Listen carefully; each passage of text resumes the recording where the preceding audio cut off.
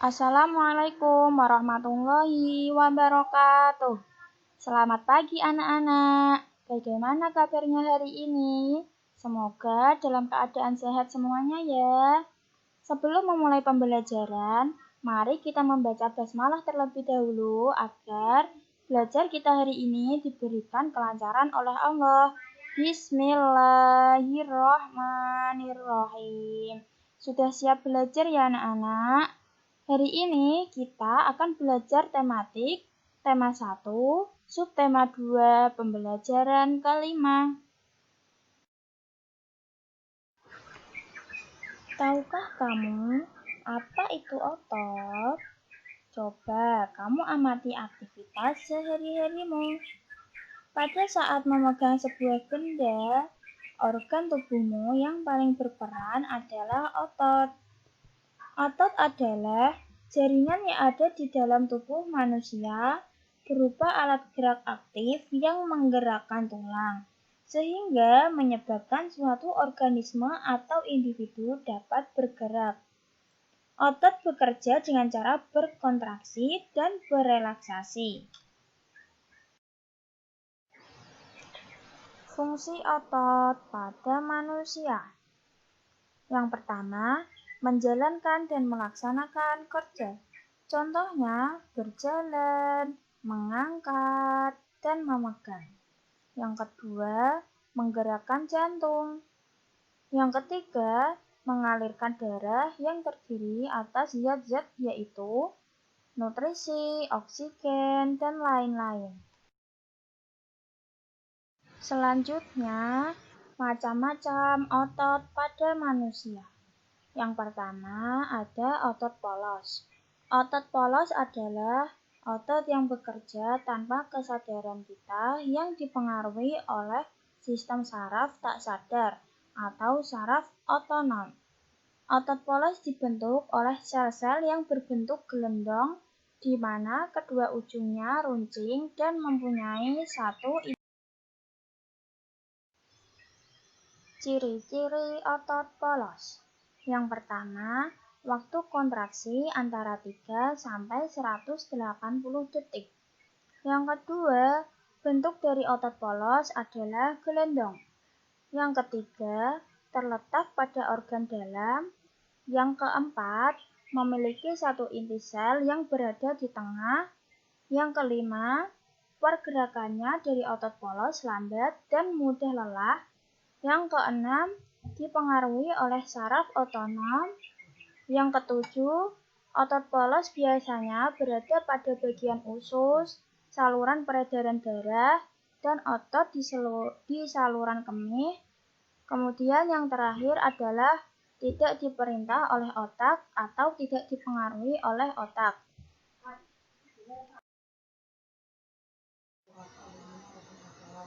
Macam otot yang kedua yaitu otot lurik. Otot lurik adalah otot yang menempel pada rangka tubuh manusia yang digunakan dalam pergerakan.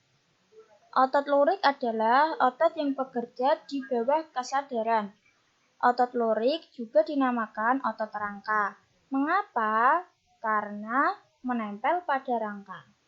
Dinamakan otot lurik karena adanya sisi gelap dan terang yang berselang-seling.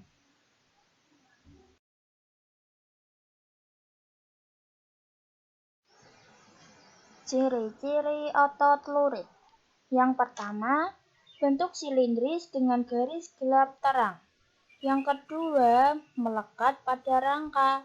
Yang ketiga, bekerja secara sadar dengan perintah otak. Yang keempat, cepat dan mudah lelah. Kemudian yang kelima yaitu bentuk yang panjang dan memiliki banyak inti sel atau multisel. Yang keenam, mempunyai pigmen mioglobin. Kemudian yang terakhir yaitu inti sel yang berada di tepi.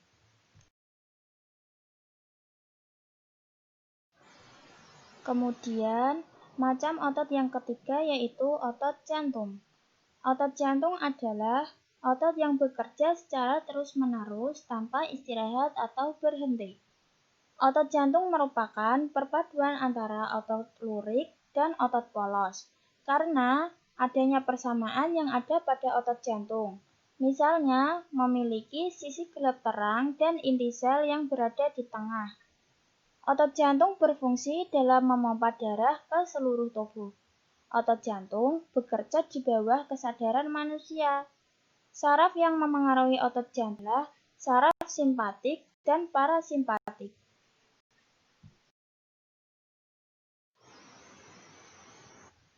Ciri-ciri otot jantung. Yang pertama, otot jantung berbentuk silindris. Yang kedua, memiliki percabangan. Yang ketiga, otot jantung terletak pada jantung. Yang keempat, memiliki satu inti sel yang berbeda di tengah. Yang kelima, bekerja tanpa kesadaran manusia. Kemudian yang terakhir, bekerja terus-menerus dan tidak membutuhkan istirahat.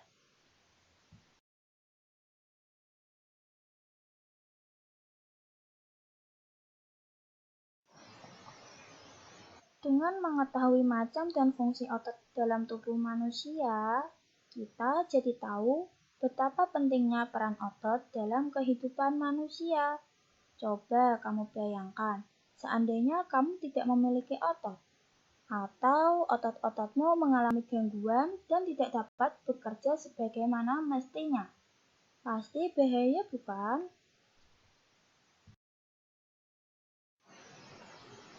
Otot manusia. Otot-otot dalam tubuh manusia memiliki beberapa fungsi, tetapi fungsi yang utama adalah untuk bergerak. Adapun fungsi-fungsi yang lain antara lain untuk mendukung tubuh, menjaga postur tubuh, dan menjaga suhu tubuh. Semua fungsi otot tersebut dapat dilakukan apabila otot dalam keadaan sehat, tanpa terjadi gangguan atau kelainan. Otot dalam tubuh berperan dalam gerakan-gerakan yang disengaja. Gerak yang disengaja berarti dilakukan secara sadar dan membutuhkan usaha tersendiri pada tiap-tiap bagian otot.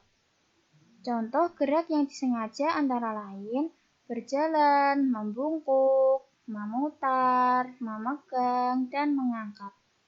Selain itu, otot dalam tubuh manusia juga berperan dalam gerakan manusia yang tidak disengaja. Gerak manusia yang tidak disengaja adalah gerakan yang terjadi secara otomatis. Contoh gerak yang tidak disengaja antara lain bernapas, gerak pencernaan makanan melalui sistem pencernaan, dan detak jantung. Sekarang, coba buatlah gambar cover bacaan di atas. Masih ingatkah kamu pengertian dan unsur-unsur yang harus ada dalam cover? Agar dapat menghasilkan gambar cover yang baik, kamu harus benar-benar memahami isi bacaan terlebih dahulu. Setelah itu, kamu harus menentukan terlebih dahulu desain background-nya. Gambar cover pada dasarnya merupakan salah satu jenis dari gambar ilustrasi. Gambar cover adalah gambar yang biasa terdapat pada sampul buku, majalah, novel, atau tabloid. Ilustrasi cover dapat ditampilkan bermacam-macam, antara lain abstrak, gambar manual, karikatur, foto, atau hanya judul saja. Semua ilustrasi yang ada di cover buku mempunyai makna yang mewakili isi buku di dalamnya. Dalam membuat gambar cover, hendaknya kita memperhatikan isi dan karakter dari buku atau majalah tersebut agar penampilannya lebih menarik dan dapat menggambarkan isi dari buku tersebut. Fungsi dari gambar cover adalah untuk menambah daya tarik sebuah buku atau majalah.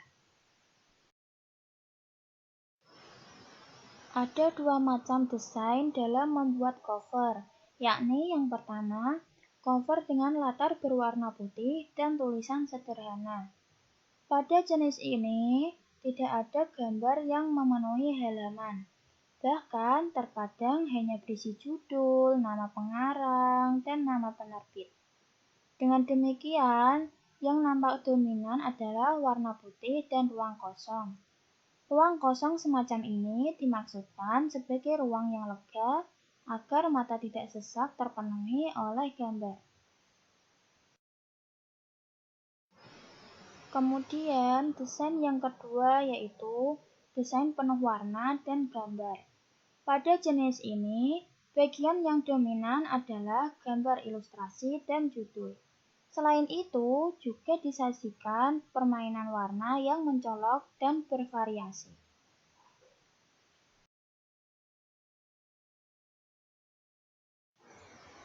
Sekian materi dari kakak. Sebelum kita menutup pelajaran hari ini, alangkah baiknya kita membaca hamdalah bersama-sama ya. Alhamdulillahirabbil alamin. Mohon maaf apabila ada kesalahan dan kekurangan. Terima kasih atas perhatiannya ya adik-adik. Wassalamualaikum warahmatullahi wabarakatuh.